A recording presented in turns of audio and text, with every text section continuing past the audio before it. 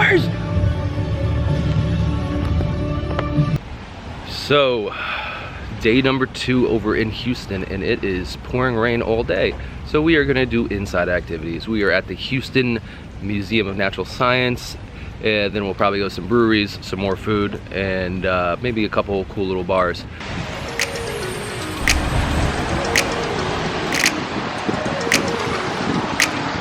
So rain let up a little bit, it's just a little drizzle, so I'm just kind of walking around this area since I parked over by the museum. This is the museum district. You have the zoo over here, you have Museum of Natural Science, Museum of Fine Arts, Holocaust Museum, Buffalo Soldier Museum. There's just like a whole ton of them. We're just gonna do the natural science today and just kind of walk around the area.